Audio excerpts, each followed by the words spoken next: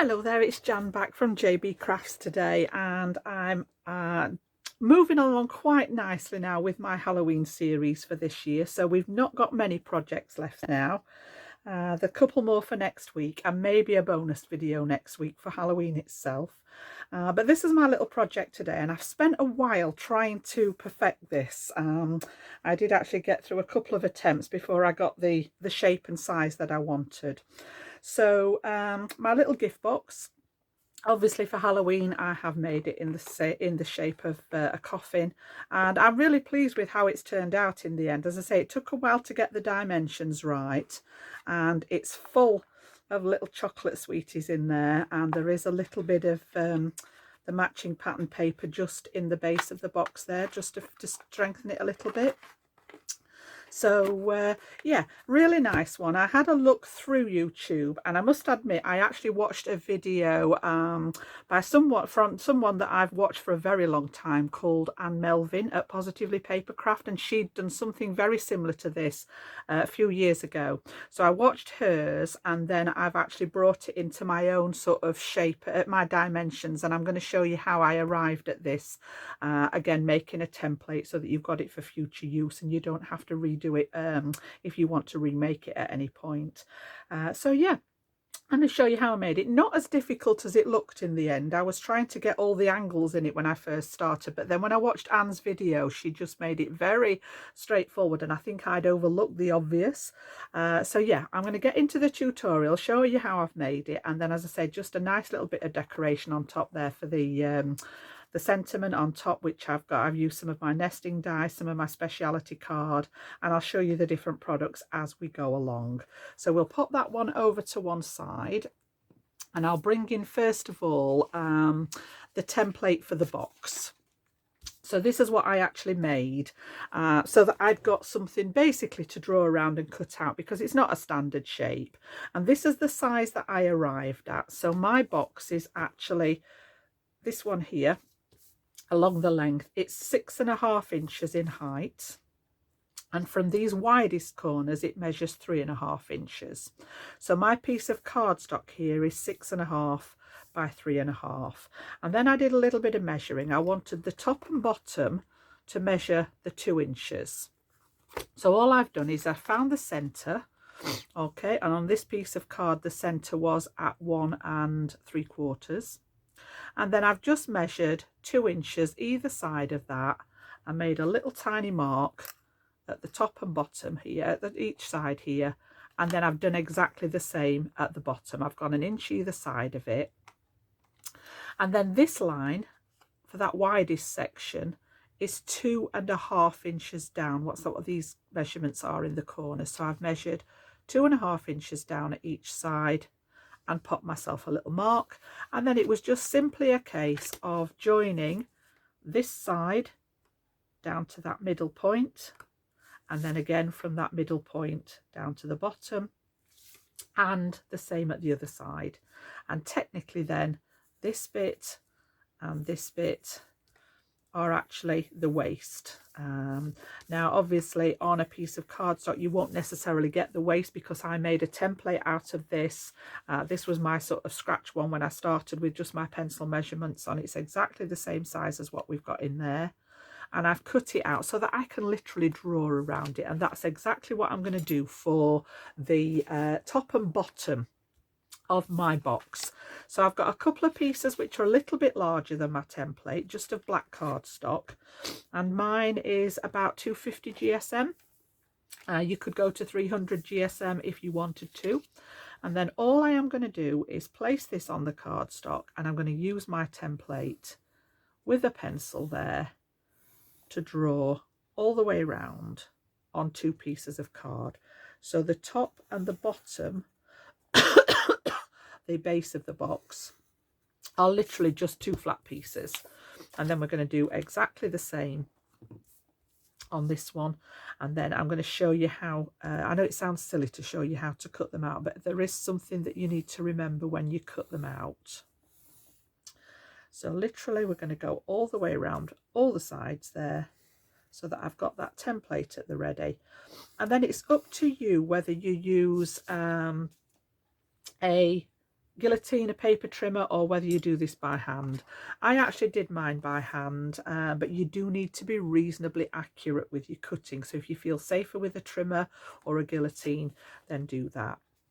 So for one of these pieces here, they're both the same at the moment. For one of them, I'm going to cut outside the pencil line, and I'm going to leave that pencil line intact. So I've got a nice pair of long scissors so that I can make nice long strokes rather than snipping across it, you know, with a smaller pair.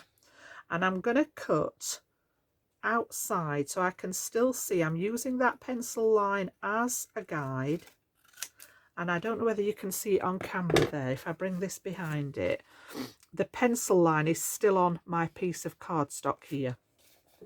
So again, just work your way all the way around there. Now my scissors aren't quite long enough to do this long edge in one go, but the least amount of snips, the more chance you've got of having a nice accurate straight line. So wherever possible, if you have a pair of longer scissors, try and do it all in one go.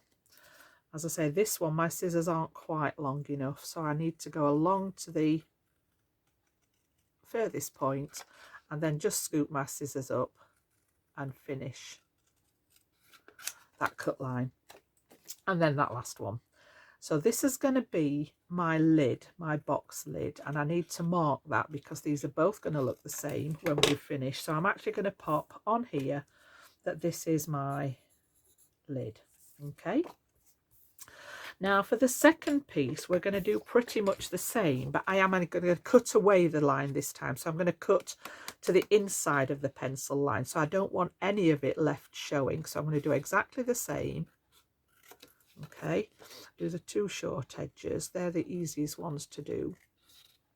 And again, try and be as accurate as you can with your cutting, but cut to the inside and actually cut away. I'm following the pencil line, but I'm actually cutting it away. So the pencil line's still on the scrap this time. It's not left on the card. And this is going to be the base. And the reason for this is, as any of you will know, if you make a box, the lid needs to be a fraction bigger in order for it to go over the top of the base.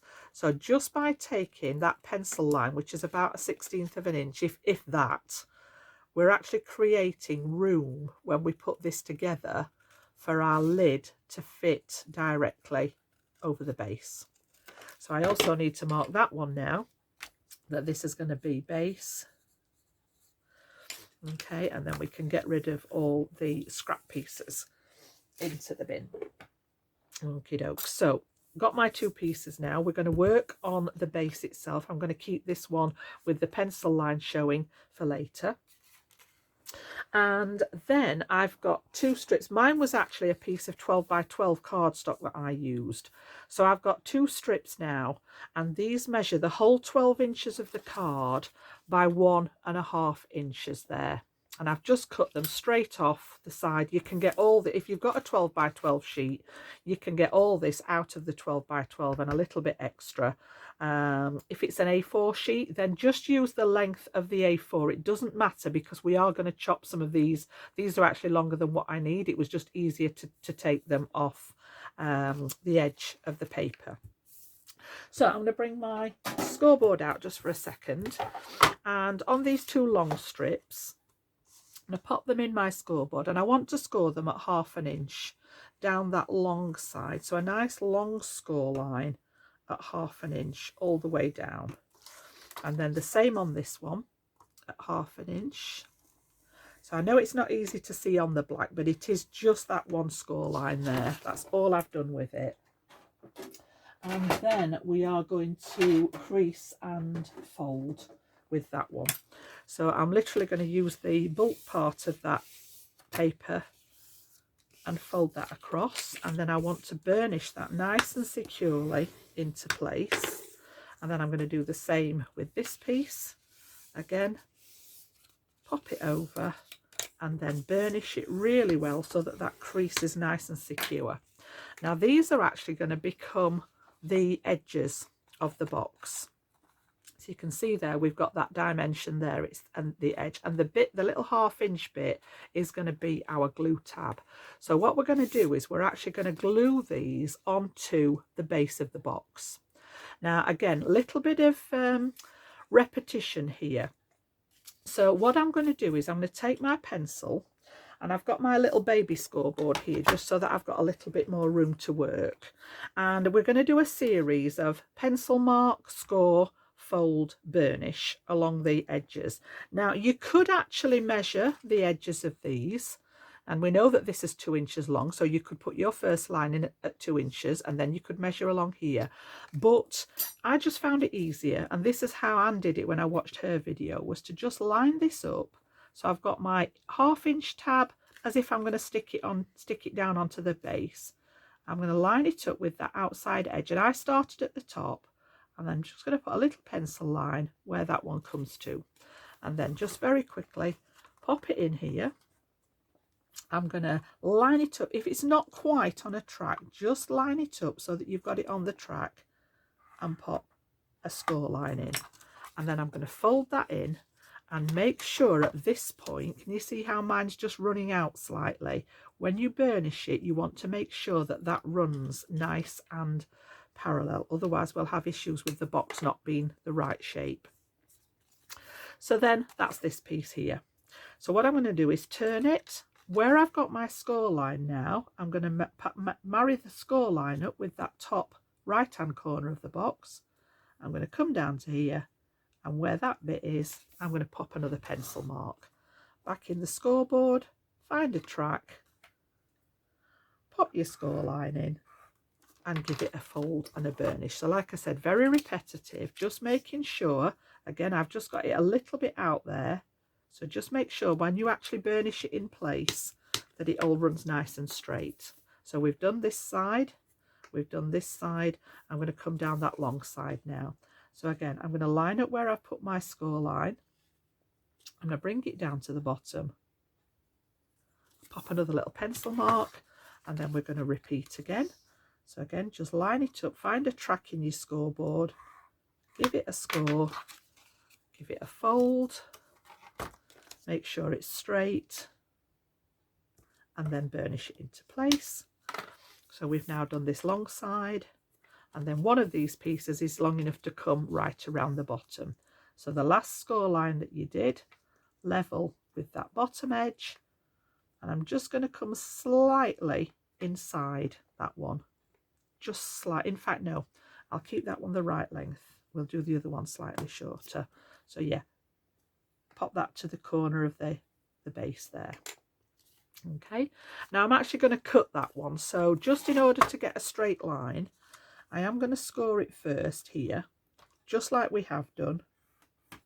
And then this bit I'm actually going to cut off because I'm going to bring the second strip in to come round the long edges. So again, we'll pop that in place, make sure it's nice and straight, and then I'm just going to cut off level with the pencil mark that last bit that's going to be scrapped there. Okay. And then I'm going to fold it so that I've got my 1/2 inch tab on this side, and we need to take some little notches out of here now. So with your scissors, what I tend to do is fold it at the score line and then just take quite a good angle, but only cut up to that score line. So you're taking quite a chunk out of here because some of these are going to be more than 90-degree angles. Okay, and then I'm going to fold it on the next one. And I'm going to do the same, quite a good chunk, right up to the score line. Try not to go over the score line, otherwise you'll end up with some little holes in the edge of the box where it fits together. So this is what it should look like. This is going to be where I start because that was the one with that straight edge that we started with at top. And then it's going to stick on like so. And you can see we've got the makings of the inside of that box. Okay, so just before we go any further with that, I'm going to carry on with the second one to come up the other side. So I'm actually going to join it at the bottom here just to strengthen the base of the box. So I'm going to start where we left off, and I've just come in a fraction just to accommodate the score line on this one, and repeat. So this is exactly the same as what we've just done. We are going to find the track. We're going to score. We're going to fold it. Make sure it's straight and burnish. Then I need to come back up that long side. So once you've got the idea of how this works, you are literally just working your way round, and the point on the corners wants to be in the middle of the score line that you've just made. Line it up along the edge, pop another little pencil mark. And the reason that I haven't done this, and I think this is why Anne did it like this as well, is if you put all these score lines in first, your score line is about 1/16 of an inch wide, and to be adding this number of sort of angles into it, you'd be surprised at how those 16ths add up, and all of a sudden you've got a piece that doesn't actually fit. And trust me, I know, because I tried to skip this step. I thought, oh, I'm not sure whether I need to do all that, and I just put it down, marked it, put it down, marked it, put it down, marked it, and it didn't fit. So yeah, learn from the mistakes. We've just got to do that last side now. So we've done the long side. We're going to bring it along here. I've got that corner in the middle of my score line. Mark that top edge, bring it back, find the score line, center it, give it a score. And again, when you fold it, just make sure that everything's running nice and straight. And then I am going to bring that last bit round the top there, and I'm just going to make sort of a little tab here to tuck in. So I'm just going to bring it about halfway at the top, and I'm going to snip where I've put my pencil line and take that bit off, so that bit's scrap. So the scoreboard's done its job. We can pop that down. I am going to treat these to the same as what we did before. So I've got that 1/2 inch line on the right hand side, and I'm just going to take those angles off level with that score line, all like so. And then this one, I'm going to cut the whole of that little rectangle away, like so. This is going to be my sort of tab to finish it and seal it all. Right, so let's move some of those bits and pieces out of the way now. And then I'm going to use wet glue for this. And I'm going to use my fine tip applicator. You can use your all-purpose glue if you wish. Because they're only little tabs, I prefer the fine tip applicator here. So what we're going to do is we're going to start at that straight edge where we started at the top here, the 2-inch part. And I'm going to put wet glue onto that 1/2 inch tab. So you want to make sure that these are going to face inwards. And then where we measured, we're going to line this up with the top edge of the box there, making sure it's nice and flush on that edge. And when you're happy with it, give it a little press down. My acrylic glue is quite a quick grab glue as well, so it's a really nice one for doing this. And when you fold it over, it should all run nice and parallel here. There shouldn't be anything overhanging. Then we're going to bring this one in. You can see now why we needed that slightly wider angle in the when we did the cuts. So again, I did these one at a time. I just wanted to take my time because it's an unusual shape, and make sure that you get it lined up with that outside edge. And the wet glue just gives you that little bit of wriggle time, just making sure here that it's all nice and flush, and then give it a press down. Then we're going to bring in the next tab, add the glue, and then secure this one all the way down to the bottom. And by doing it like this now, you know that this is going to fit. As I say, when I did it and marked it all up first, those little tiny 1/16 of an inch started adding up, and by the time I got down here to the bottom, it just wasn't working. Yep. So you can see we've got these sides now, and then this one is going to come round to the base, but I'm also going to bring in my second one here. Okay, so we've got 2 to go at this side, like so. So what I'm actually going to do is cut off. I don't need the tab on that one, because I've got a tab on my next piece. Okay, so I'm going to tuck that one inside out the way, and I'm going to carry on now. Make sure you've got this in the right orientation because you've got that nice long side there. We're going to add glue to this tab, and I'm going to pop this one into that inside here. And again, just as if we were starting like we did at the top, make sure that that one folds nice and flush with the bottom of that box there. And then I am going to add glue on here. You can actually cut it down a little bit if you wish. It doesn't necessarily need to be the whole length, but it gives it a little bit of strength at each side there, at the top and bottom of it. And then this one is going to stick inside like so, and they should marry up nicely on that top edge. Now if you do have any little tiny pieces overhanging, you can always trim that with your scissors afterwards, but we'll get the box together first. And then I'm just going to carry on going round just like I did on that first side. So that long side will tuck in now and bring it up this side here. And then once you've got it at the angle that you want and it's all nice and flush, give it a press in there to seal it. And then we've got that last piece here.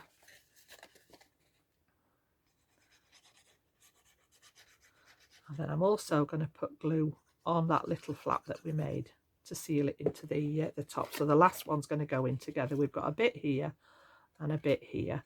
So I want to line this one up with the outside edge of the box and that one up with the corner, and it should all meet together nicely. And the more you do this, the easier it gets. And I know that from making this myself. My recommendation would be potentially, it would be worth the time making one of these out of scrap card. Don't go straight into the cardstock that you want to use. Get the template ready, put it together with some scrap so that you're not wasting your good cardstock, and make sure that you get, that nice neat edge. You can see all the way around now we've got that shape going. We've got all the bits and pieces at the ready.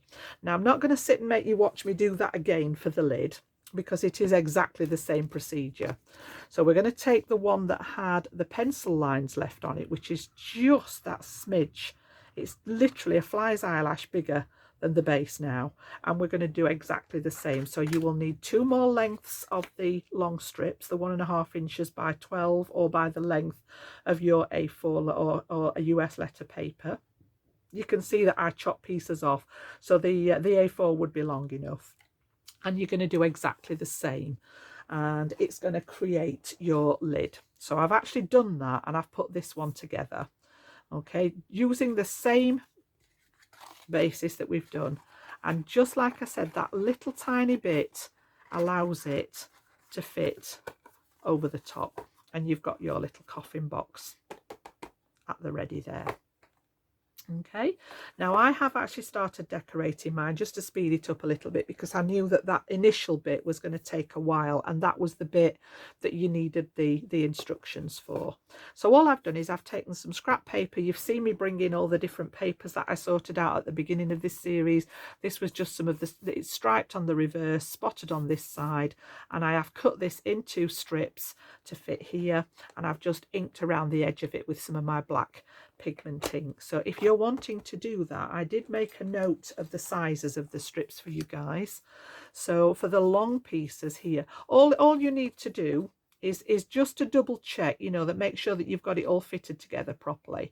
But this length was 4 inches, so I've come down 1/4 inch to 3 3/4, and then this depth was 1 inch, so I've made it 3/4 inch, and you need 2 of those long pieces for each side. Then I measured this side, and this one measured about 2 5/8. So again, I've come down 1/4 inch to 2 3/8 by the 3/4, and you need 2 pieces for that top edge.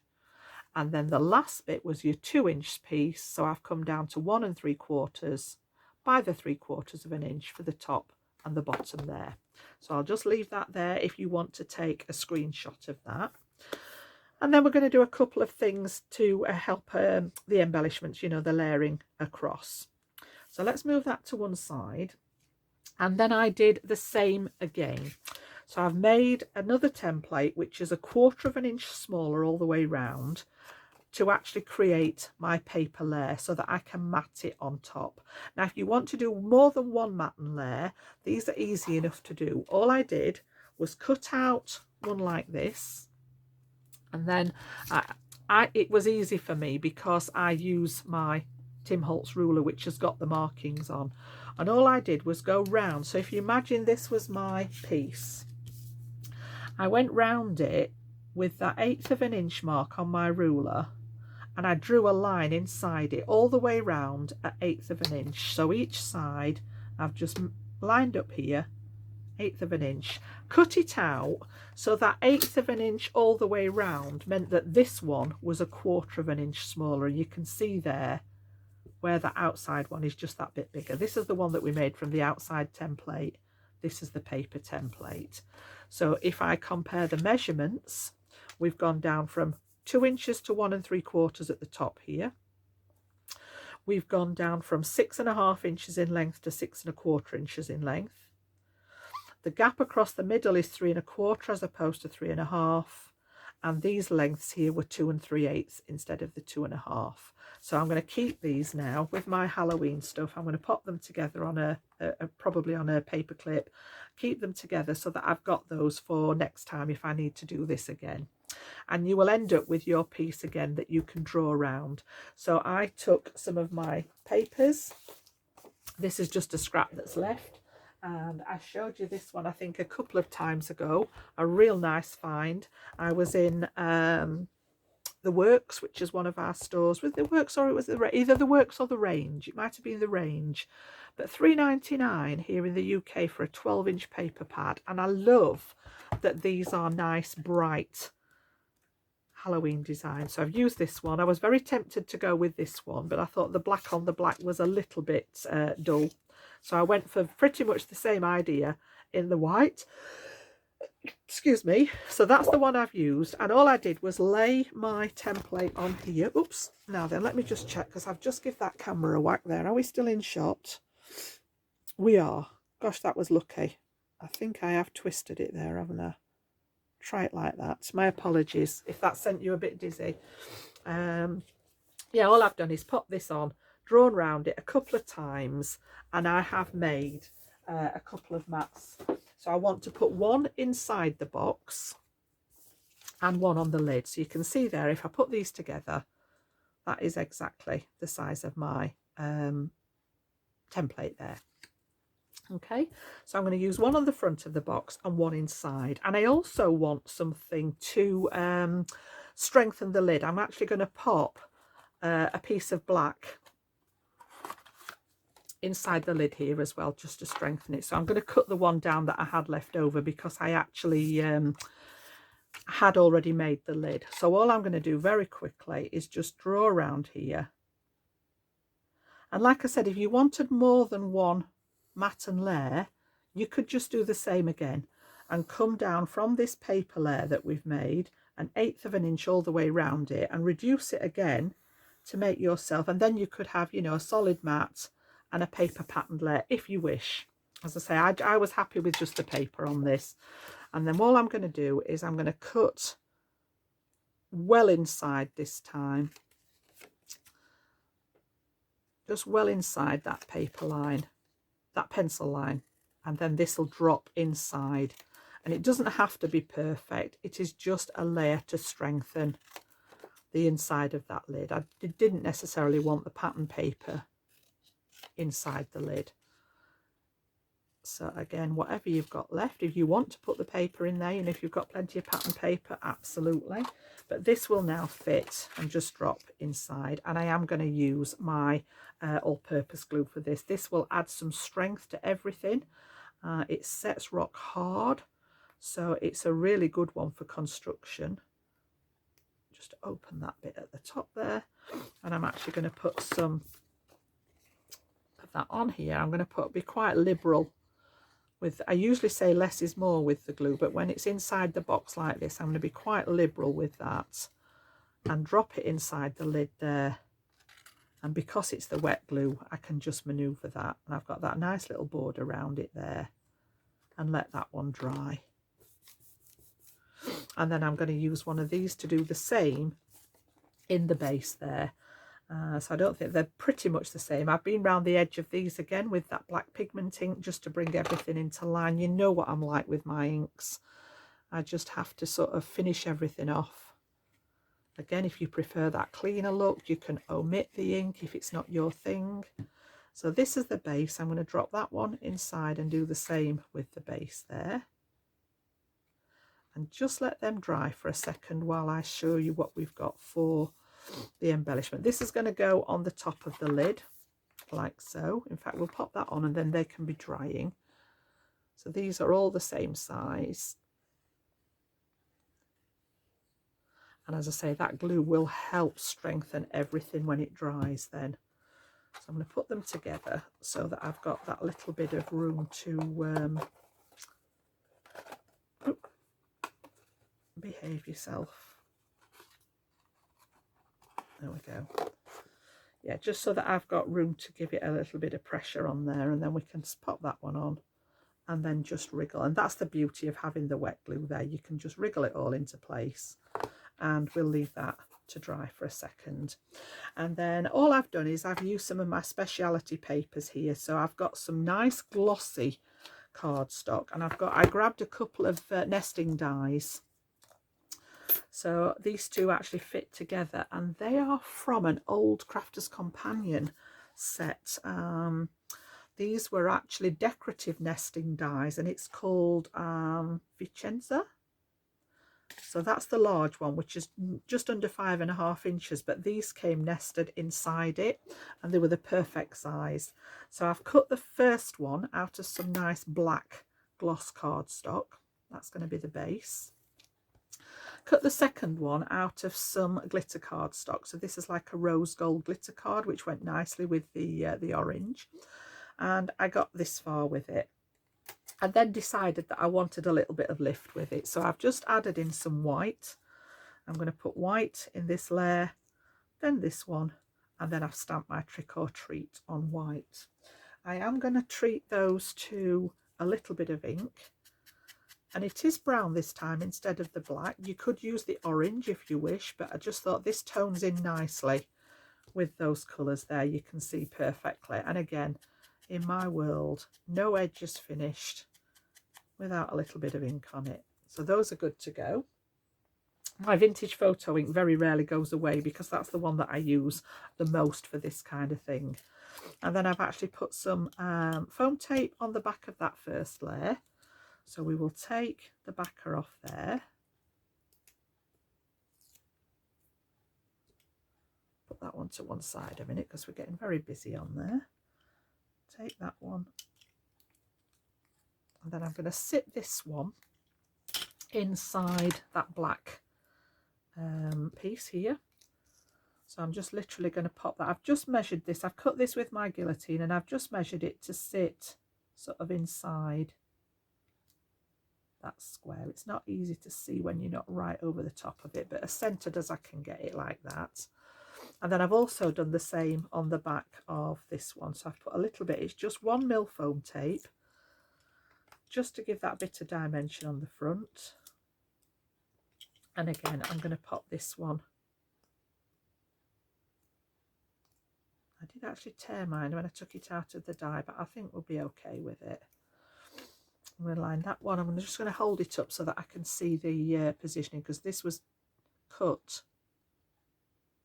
pretty much to the size of that little square there. So we've just got a bit of dimension on there, not a lot. And then you could go again with the tape if you wish, but because we were going on to the glitter card, I have come back in with my acrylic glue, my embellishment glue there. And we'll just flood that area so that this will soak into the glitter card then. And this one is then going to stick just over. And again, because it's that wet glue, you've got time to just maneuver it into place with where you want it to go. And then I've put some red line tape on the back of here, ready to stick this to the box. Okay, you can see now that these have settled. If I can just get my nail in there. You can actually put a little finger, you could punch a little pink finger pull in the side of here if you wanted to. That would look okay. But these are all quite sturdy now, ready to receive their little gift. Okay, so I'm going to leave the lid off for a second because I got this far with it and I thought, oh, it just wants something to lift it. You can see with this one, I've just got that flash of orange ribbon underneath there. So I just wanted something to lift it all to together, to lift it away from the main design. So I've just cut a length of ribbon. I bought the orange and the green ready for Halloween. And I'm going to cut a length of double-sided tape there. And we'll pop that roughly where we want it to go. I'm going to go from that top edge to that side edge so that it literally just sort of encompasses the two. So I've probably gone a bit overboard with my tape, but I can just get that onto my tweezers. That's it. So yeah, I'm just going to visualize it and go from about there across to there, and then bring it across the edge. We're going to go all the way around here, and then I want a little tiny bit to tuck in. That one's a bit long, so we can snip that bit and then tuck that bit in, and then we're literally just going to wrap that ribbon all the way around it. So I'll release that liner off the tape,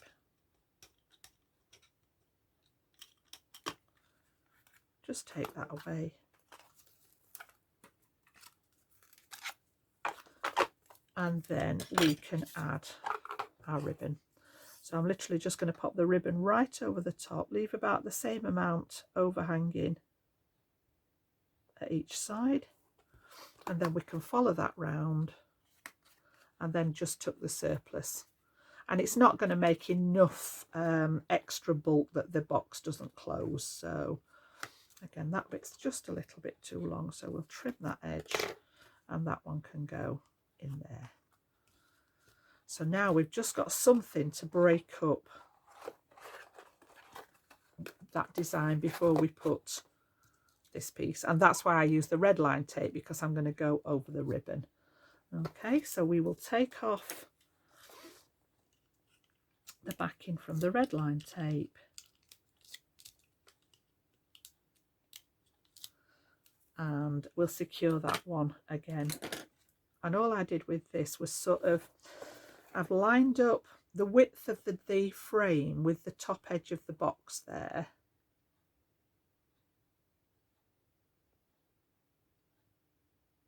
And just tried my best to get it as centered as I can. And then if you open it up again, you can actually apply some pressure underneath the lid then to get that stuck down. Okay, so that's the bulk of it. I'm just going to put the lids on my glue before it starts drying in here. And we get that one back together like so. So yeah, I was really pleased with that when it was finished. I like it's good dimension on it, and it did actually go together, and you've got quite a substantial little box there. And again, the only thing that I added to this, I had some little bats left over from die cutting one of the other projects, so I've just popped those on the front because we had them on the pattern paper there. You could just as easily have used the pumpkins or the spider webs, the ghosts. It's got a bit of everything on there, but I'd got these left over, so I thought I'd go with those. And then of course a few little orange gems just to finish it off. So you can see there that finished design full of goodies ready for our trick-or-treaters, and just a nice little project. As I say, I'm sat here smiling because I'm really pleased with how well it turned out, and it was much easier when I first started doing this and trying to make the template. I'd got the sides attached to the base, and I was really struggling with the angles. Even though my maths is pretty good, I was still struggling with all the angles. And when I watched Anne's video and she'd done the sides separately, I've just overlooked that. That was way too simple. So yeah, thanks to Anne at Positively Papercraft for that top tip. And then, as I say, I've made that that template. If I pop you that down again, just in case, if you want to take a screenshot, that's the size of the box, the top and the bottom of the box.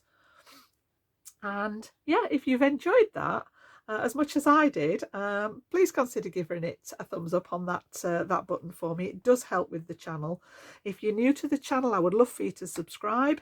The subscribers are just climbing nice and gently now, so I'm thankful for each and every one of you following, because it allows me to do what I enjoy doing. And I will be back soon. I have a couple more. I think there's a couple more left, and I'm going to finish off with something a little bit special at the end of next week as well for Halloween itself.